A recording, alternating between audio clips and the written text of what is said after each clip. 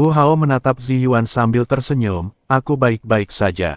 Berkat Master Sekte Ling Yue dan rekan Daoist Chen, aku bisa bertahan hidup. Ketika pendeta Tao Wuji melihat Wu Hao, dia segera melangkah maju dan membungkuk kepadanya, Tuanku, saya minta maaf atas penderitaan yang Anda alami. Pendeta Tao Wuji tahu bahwa jika Wu Hao tidak membawa pergi sang pemakan jiwa, tidak seorang pun dari mereka akan mampu melarikan diri. Setelah itu, semua orang duduk di dalam gua, dan Taoist Wuji menceritakan kepada semua orang tentang pengalaman mereka selama periode ini. Ternyata sejak perpisahan terakhir mereka telah membawa beberapa kultivator yang masih hidup untuk bersembunyi di kedalaman gunung bersalju ini. Iklim di sini dingin, energi iblisnya tipis, dan para kultivator iblis jarang datang ke sini untuk berpatroli. Namun, mereka diserang oleh para kultivator iblis beberapa kali, dan banyak kultivator mati. Kini hanya sedikit yang tersisa. Di mana Aolai? Apa dia tidak bersamamu? Tanya Wu Hao, matanya penuh kekhawatiran. Zi Yuan menghela napas, raut wajahnya tampak sedih. Terakhir kali kita diserang para kultivator iblis, Komandan Aolai memimpin garda kekaisaran untuk melindungi kita dari serangan balik dan melawan para kultivator iblis sendirian. Akhirnya, beliau pun mati. Mendengar berita itu, semua orang terdiam, mata mereka dipenuhi kesedihan. Aolai, sebagai komandan pengawal kekaisaran kerajaan ilahi, telah mengabdikan seluruh hidupnya untuk kerajaan ilahi, tetapi sekarang dia berakhir seperti ini, sungguh sangat disayangkan. Aolai adalah pahlawan kerajaan Tuhan. Aku pasti akan membalaskan dendamnya. Wu Hao berkata dengan suara berat, matanya penuh tekad. Semua orang mengangguk, kemarahan mereka semakin kuat. Setelah itu, semua orang mendiskusikan rencana selanjutnya di dalam gua. Sekarang, mereka telah mengumpulkan semua kultivator yang masih hidup yang dapat mereka temukan, tetapi jumlah mereka hanya beberapa ratus, yang merupakan perbedaan besar dibandingkan dengan ratusan ribu jiwa iblis dan kultivator iblis di bawah Soul Devourer. Soul Devourer telah memperoleh manual pengorbanan dan bantuan 100.000 jiwa iblis. Kekuatannya tak terduga, dengan jumlah kita yang sedikit, kita bukanlah tandingannya. Seorang biksu berkata dengan khawatir, apakah kita hanya akan menyaksikan tanpa daya ketika surga ke-6 dihancurkan oleh para pembudidaya iblis? Mata biksu lainnya dipenuhi keputusasaan. Wu Hao menatap semua orang dan berkata dengan suara berat, kita tidak boleh menyerah. Langit ke-6 adalah rumah kita dan kita harus melindunginya. Sekarang, satu-satunya harapan kita adalah mencari bala bantuan dari dunia lain. Kuil itu juga penuh dengan biksu dari klan dewa, yang berasal dari klan dewa yang sama dengan para biksu dari kerajaan dewa. Mustahil bagi mereka untuk menyaksikan para biksu dari kerajaan dewa dibantai. Saya telah memutuskan untuk membawa rekan Daoist Chen ke Istana Raja Ilahi untuk menemui Master Istana keempat dan meminta bantuannya. Ketika semua orang mendengar ini, secercah harapan melintas di mata mereka. Kuil itu sangat kuat. Jika kita bisa mendapatkan bantuan mereka, kita mungkin bisa membalikkan keadaan dan mengalahkan pemakan jiwa. Begitu Wu Hao selesai berbicara, Chen Ping melangkah maju dan berkata dengan suara berat, Tuan, Anda tidak perlu repot-repot dengan masalah ini. Surga ke-6 sekarang dalam bahaya. Anda harus tetap di sini untuk memimpin para biksu yang masih hidup dan berpegang teguh pada harapan terakhir. Saya bisa pergi ke Istana Raja Ilahi sendirian. Begitu kata-kata itu diucapkan, gua itu tiba-tiba menjadi sunyi. Zi Yuan yang pertama panik, telah melangkah maju dan meraih lengan baju Chen Ping, matanya penuh kekhawatiran. Tidak, terlalu berbahaya bagimu untuk pergi sendirian. Istana Raja Ilahi ada di surga ke-8, dan kau harus melewati lorong hampa. Bagaimana jika sesuatu yang tak terduga terjadi padamu dengan kekuatanmu? Ling Yue juga mengerutkan kening dan setuju, rekan Taoist Chen, Zi Yuan benar. Langit ke-8, tempat Istana Raja Ilahi berada, dipisahkan dari langit ke-6 oleh dua alam. Lorong kehampaan sudah berbahaya, dan jika kau memaksakan diri melewati penghalang alam, risikonya terlalu besar. Kami tidak bisa membiarkanmu mengambil risiko ini sendirian. Chen Ping menepuk tangan Zi Yuan dengan lembut dan berkata dengan tegas, aku tahu perjalanan ini berbahaya, tetapi justru karena bahaya itulah, aku tidak bisa membiarkan lebih banyak orang mengikutiku dan mengambil risiko. Kalian tetaplah di sini untuk melindungi para biksu yang masih hidup dan mengawasi pergerakan Soul Devourer. Jika aku berhasil memanggil bala bantuan, kita bisa bekerja sama dari dalam dan luar. Dia berhenti sejenak dan menatap Wu Hao. Tuan, pembukaan jalan menuju surga ke-8 akan ditentang oleh Dao Surgawi. Apa konsekuensi spesifiknya? Wu Hao menghela napas dan menjelaskan dengan sungguh-sungguh, pembatas antar alam dilindungi oleh hukum surga. Terutama ketika berpindah dari alam rendah ke alam tinggi, tekanan hukum akan semakin kuat. Dengan tingkat kultivasi Anda saat ini di alam abadi bumi tingkat kedua, jika Anda ingin secara paksa merobek jalan dari surga ke-6 ke surga ke-8, Anda pertama-tama harus melawan kekuatan hukum kedua alam tersebut. Begitu reaksi balik Dao Surgawi dipicu, paling tidak, meridian akan terputus dan kultivasi akan sia-sia belaka, paling buruk, jiwa akan hancur total, tidak menyisakan kesempatan untuk bereinkarnasi. Meskipun begitu, aku harus pergi. Chen Ping sama sekali tidak ragu.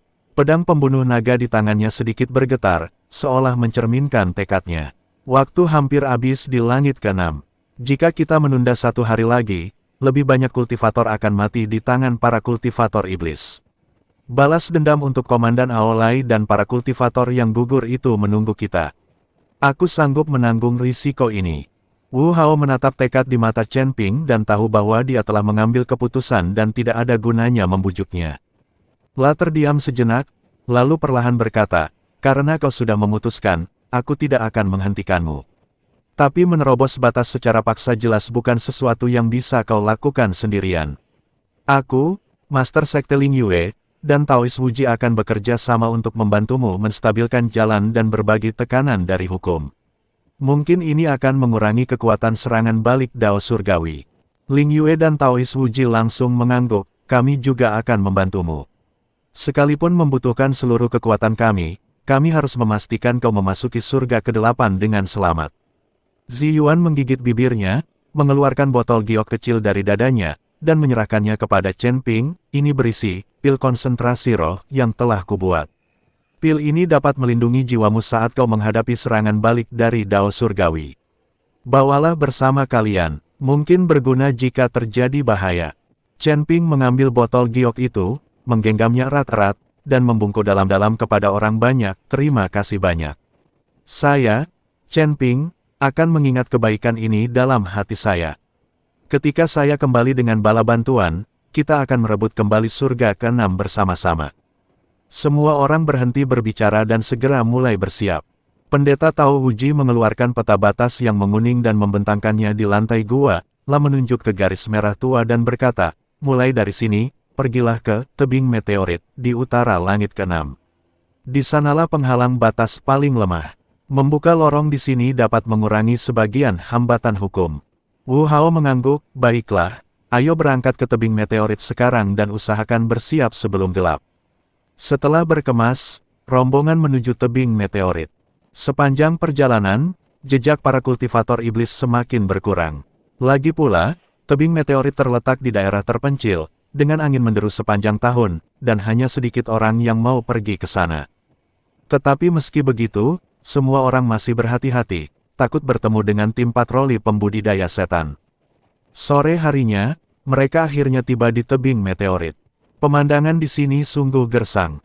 Tanah ditutupi retakan tak berdasar. Angin hitam bersiul dari celah-celah, menyapu kerikil dan menimbulkan suara keras. Langit tertutup awan gelap, dan sesekali kilat ungu menyambar langit, yang tampak sangat aneh. Ini dia, pendeta Tao Wuji berdiri di tepi tebing, menunjuk ke kehampaan di depan. Penghalang batas ada di kehampaan itu. Penghalang itu tidak bisa dilihat dengan mata telanjang, tetapi fluktuasi hukumnya bisa dirasakan. Wu Hao menarik napas dalam-dalam dan berkata kepada Chen Ping, nanti, Master Sekte Ling Yue dan saya akan melepaskan energi spiritual kami untuk membangun penghalang spiritual sementara di kehampaan untuk melemahkan kekuatan hukum terlebih dahulu. Pendeta Tao Wuji akan menggunakan sihir untuk menstabilkan penghalang tersebut, dan Anda dapat memanfaatkan kesempatan ini untuk mengedarkan kekuatan spiritual dan memusatkan tenaga untuk merobek jalan tersebut. Ingatlah, begitu lorong itu terbuka, engkau harus segera masuk dan tidak tinggal diam, jika tidak, serangan balik dari Dao Surgawi akan semakin kuat. Chen Ping mengangguk, mengeratkan cengkeramannya pada pedang pembunuh naga, dan mulai mengalirkan energi spiritualnya. Energi spiritual keemasan menyelimuti dirinya, dan kekuatan garis keturunan naganya perlahan bangkit. Cahaya keemasan berkilat di pupil matanya. Apakah kamu siap? Wu Hao menatap semua orang dan melihat mereka mengangguk, lalu dia berteriak, mulai. Begitu kata-kata itu terucap, Wu Hao dan Ling Yue melepaskan kekuatan spiritual mereka secara bersamaan. Kekuatan spiritual putih dan kekuatan spiritual ungu saling terkait membentuk penghalang besar, menutupi kekosongan di depan. Saat penghalang itu bersentuhan dengan kehampaan, terdengar suara, mendesis, seolah-olah sedang melawan kekuatan tak terlihat. Pendeta Tao Huji segera menghunus pedang kayunya dan menggumamkan sesuatu. Serangkaian rune keluar dari mulutnya dan menyatu dengan penghalang spiritual. Cahaya penghalang menjadi lebih menyilaukan, dan fluktuasi hukum di sekitarnya juga jelas sedikit melemah. Chen Ping, sekaranglah saatnya. Wu Hao berteriak. Chen Ping tidak ragu lagi dan mengumpulkan seluruh kekuatan spiritual di tubuhnya ke dalam pedang pembunuh naga. Energi pedang emas melesat ke angkasa, lalu mencengkeram gagang pedang erat-erat dengan kedua tangan dan menebas kehampaan dengan ganas. Ledakan. Dengan suara keras, kekosongan itu tampak terkoyak, dan lorong gelap muncul di depan mata semua orang. Lorong itu dikelilingi cahaya listrik ungu, memancarkan aura hukum yang menakutkan. Masuk cepat, teriak Ling Yue. Wajahnya, wajah Wu Hao, dan wajah Taois Wuji memucat. Mempertahankan penghalang spiritual menghabiskan banyak kekuatan spiritual mereka. Chen Ping tidak ragu-ragu dan melompat ke lorong gelap itu. Saat dia memasuki lorong itu, penghalang spiritual di belakangnya tiba-tiba hancur, dan kekuatan hukum yang mengerikan menyapu lorong itu. Oh tidak, balas dendam surga akan datang. Wu Hao merasa ngeri dan ingin bergegas maju untuk membantu, tetapi dihentikan oleh Taois Wuji. Percuma saja, ini hukuman surga bagi pelanggar batas. Orang luar sama sekali tidak bisa ikut campur. Dia hanya bisa mengandalkan dirinya sendiri. Pendeta Tao Huji mendesah, matanya penuh kekhawatiran. Dalam perjalanannya, Chen Ping menderita kesakitan yang tak pernah terjadi sebelumnya. Kekuatan hukum ungu itu bagaikan bilah pisau tajam yang tak terhitung jumlahnya, yang senantiasa mengiris tubuh dan jiwanya. Kulitnya langsung terluka tak terhitung jumlahnya, darah mengalir deras ke sekujur tubuhnya, menetes ke dalam lorong dan seketika ditelan kegelapan lorong itu. Chen Ping mengeluarkan raungan kesakitan, dan meridian di tubuhnya mulai bergetar hebat, seolah-olah akan putus kapan saja. Dia dapat merasakan bahwa kultivasinya cepat menghilang dan jiwanya terus-menerus terkikis oleh kekuatan hukum. Aku tidak bisa menyerah begitu saja. Chen Ping menggertakkan giginya, memikirkan situasi tragis di surga ke-6, pengorbanan Komandan Aolai, dan harapan Ziyuan, Wu Hao dan yang lainnya. Dia mengeluarkan pil konsentrasi yang diberikan Ziyuan dari tangannya dan memasukkannya ke dalam mulutnya. Pil itu meleleh di mulutnya, dan kekuatan dingin langsung mengalir melalui tubuhnya, melindungi jiwanya dan membuatnya lebih sadar. Dia menahan rasa sakit, mengalirkan energi spiritual yang tersisa dalam tubuhnya, dan sekaligus merangsang kekuatan garis keturunan naga. Kekuatan garis keturunan emas membentuk perisai lemah di sekelilingnya. Meskipun tidak sepenuhnya mampu menahan serangan kekuatan hukum, itu sedikit mengurangi rasa sakitnya. Kekuatan hukum di saluran itu semakin kuat. Tubuh Chen Ping berlumuran darah dan hampir tidak memiliki kekuatan untuk memegang pedang. Penglihatannya mulai gelap dan kesadarannya berangsur-angsur kabur, seolah-olah ia bisa pingsan kapan saja. Istana Raja Ilahi. Kita harus mencapai Istana Raja Ilahi. Chen Ping bergumam pada dirinya sendiri, dan mengerahkan sisa tenaganya, dia terbang menuju ujung lorong. Ada cahaya redup di ujung lorong, yang merupakan arah ke surga ke-8. Tepat saat ia hendak mencapai ujung lorong itu, tiba-tiba sebuah kekuatan hukum yang lebih dahsyat menghantamnya dan menghantamnya dengan keras di dada. Engah, Chen Ping meludahkan darah dari mulutnya, dan tubuhnya terlempar ke ujung lorong bagaikan layang-layang yang talinya putus. Kesadarannya benar-benar kabur, dan tubuhnya jatuh terbanting ke rumput. Pedang pembunuh naga terlepas dari tangannya dan tertancap di lumpur di sampingnya. Tidak diketahui berapa lama sebelum Chen Ping perlahan membuka matanya.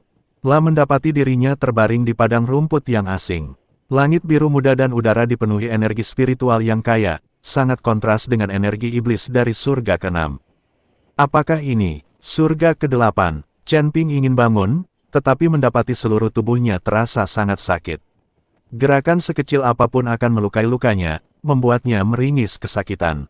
La menatap tubuhnya, luka-lukanya masih berdarah, tetapi meridiannya rusak parah dan kekuatan spiritualnya hampir habis.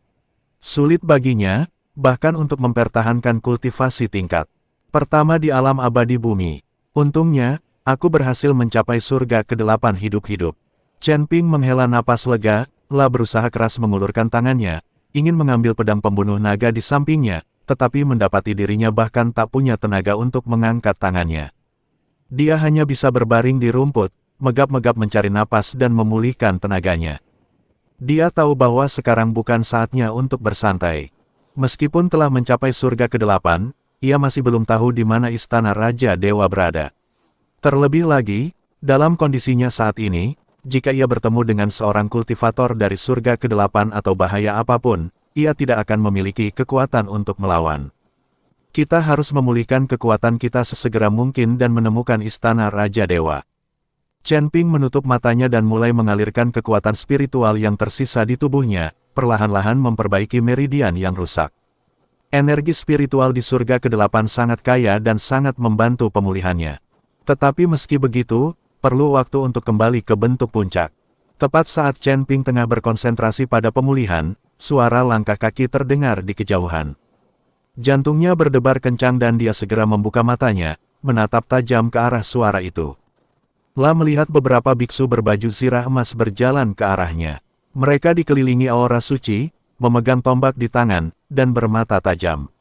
Mereka jelas biksu dari surga ke-8. Siapa kau? Kenapa kau di sini? Biksu terkemuka itu berjalan mendekati Chen Ping, menatapnya dengan tatapan waspada. Chen Ping tahu bahwa mereka adalah kelompok orang pertama yang ditemuinya di surga ke-8, dan mereka juga merupakan harapannya untuk menemukan istana Raja Dewa. La menahan rasa sakit dan berbicara dengan susah payah, Aku seorang kultivator dari surga ke-6, aku ingin menemukan istana Raja Ilahi. Apakah kalian, sesama Taois, tahu di mana letaknya? Mata kultivator berbaju zirah emas terkemuka tiba-tiba menyipit setelah mendengar kata-kata, surga ke-6, dan istana Raja Dewa. La sedikit mencondongkan tombaknya ke depan, dan nadanya menjadi semakin waspada. Surga ke-6, sekarang surga ke-6 telah diselimuti energi iblis dan berubah menjadi penjara iblis. Bagaimana mungkin kau muncul sendirian di surga ke-8? Kau tampak terluka parah, dan energi spiritualmu kacau.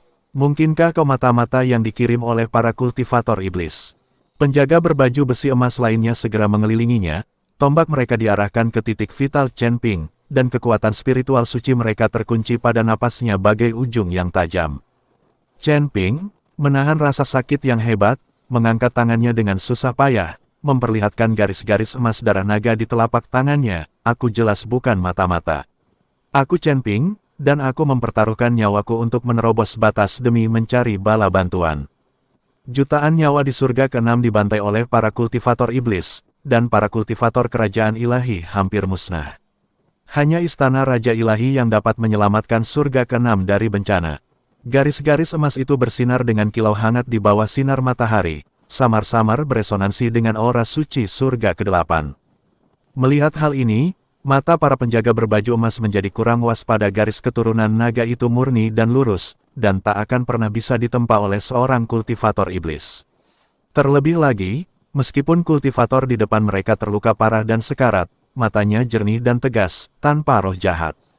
Penjaga berbaju zirah emas terkemuka merenung sejenak, lalu menginstruksikan orang di sampingnya, segera kembali ke istana dan laporkan bahwa seorang kultivator tingkat 6 berdarah naga telah terluka parah dan telah menerobos wilayah, ingin menemui master istana keempat.